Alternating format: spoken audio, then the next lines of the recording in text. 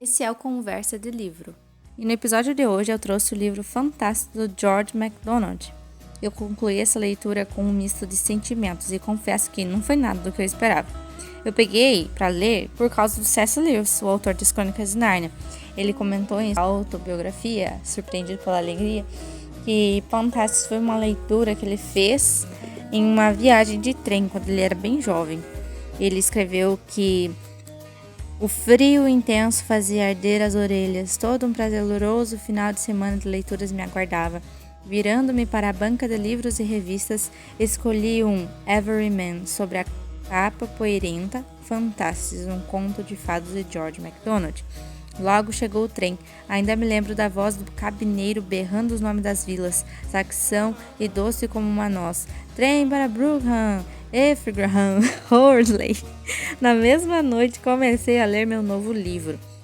As jornadas pelas matas, os inimigos fantasmagóricos, as damas boas e más da narrativa lembravam bastante as minhas fantasias costumeiras e assim me puderam seduzir sem que eu percebesse uma mudança. É como se eu fora carregado inconscientemente para além da fronteira, ou como se tivesse morrido no velho país e não pudesse me lembrar de como ressuscitei de novo.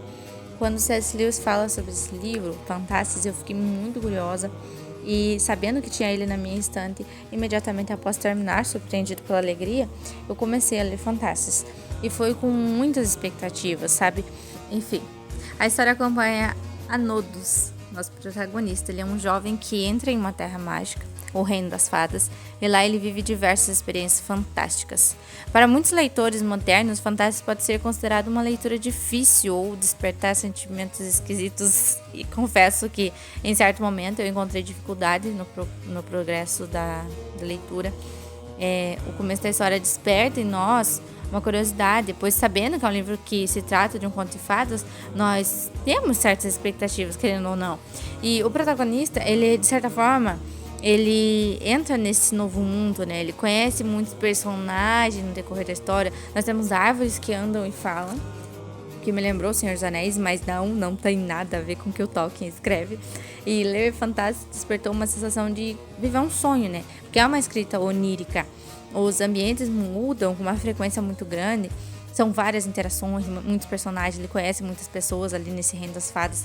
Então tá constantemente mudando o local que ele tá, as pessoas que ele tá falando, o que tá acontecendo, sabe? E poucas dessas interações, na verdade, são profundas, né? Na realidade, o foco do Anodos, o protagonista, ele se concentrou principalmente em uma figura, a Dama de Mármore. E por causa dela, ele se coloca em posições muito loucas, ele vive situações de profundo desespero, até um anseio tão grande. E no fim, o que nós percebemos é que existe um amadurecimento no protagonista. Ele vai aprendendo sobre amor, sobre sacrifício, humildade. E não se engane achando que é uma história para crianças, né? Porque mesmo tendo sido escrito, né, como uma leitura assim, para um público jovem, até o público jovem que lia quando foi publicado, Fantastic é um conto de fadas para pessoas crescidas. O C.S. Lewis leu a obra aos 16 anos. E naquela noite ele diz: a minha imaginação foi, em certo sentido, batizada. São palavras do autor das Crônicas de Nárnia. Então, George MacDonald, ele foi uma grande inspiração para o C.S. Lewis. É o meu autor favorito de todos os tempos, C.S. Lewis. Então, ele reconheceu a influência do MacDonald em sua imaginação e também no desenvolvimento da sua fé. Ele chegou a chamá-lo de seu mestre. E voltando ao livro, né, Fantastic, teve um momento específico que mexeu muito comigo, que me surpreendeu, eu não esperava, porque tinha uma história dentro da própria história, né? O protagonista, ele lê um livro, tá lá no Reino das Fadas, e ele lê sobre um jovem que compra um espelho, e dentro desse espelho tem essa dama muito bonita e tal, e ela está presente no cômodo junto com ele dentro do espelho, porque ele olha para trás, ele não vê ninguém, mas ele olha para o espelho e ele vê ela deitada no seu sofá. Então ele começa a modificar esse ambiente, né, para ficar um ambiente bonito, aconchegante para essa dama. Enfim, eu não vou dar spoiler sobre o que acontece, mas foi algo que mexeu muito comigo. Com certeza um momento de virada de chave na leitura. Porque sim, eu comecei a ler empolgada e li muito na primeira pegada do livro, Mas isso foi se esfriando e eu acabei desanimando um pouco. Eu cheguei até a pensar, não vou mentir. Eu pensei em largar o livro porque não acontecia grandes coisas, se é que eu posso dizer assim. Mas eu fui ficando com tédio, confesso. Fiquei com tédio, sim. Mas graças aos céus eu não desisti dessa leitura, porque foi o momento da história, dentro da história, que me impactou. Então eu comecei a levar mais a sério. Eu comecei a perceber certas coisas, sabe?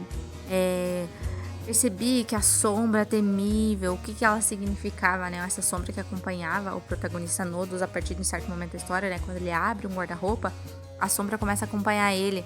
E essa sombra tem um certo poder sobre o que acontece, sobre as pessoas, sobre...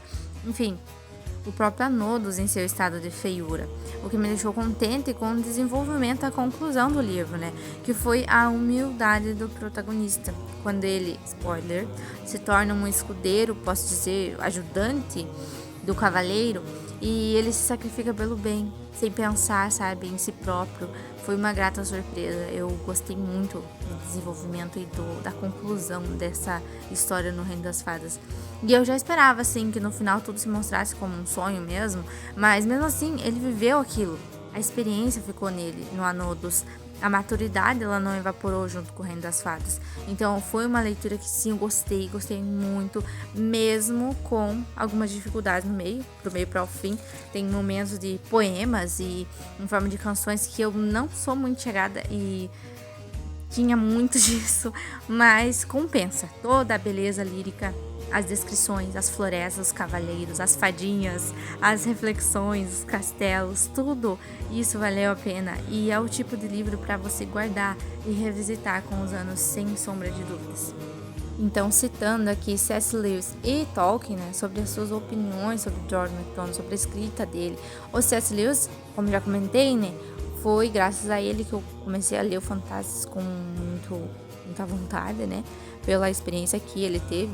C.S. Lewis, ele não escondia que considerava o MacDonald seu mestre e o quanto ele admirava a sua capacidade de despertar um senso de maravilhamento, uma imaginação tão rica e simbólica. Sabemos que o Lewis não considerava a escrita dele muito rica, né?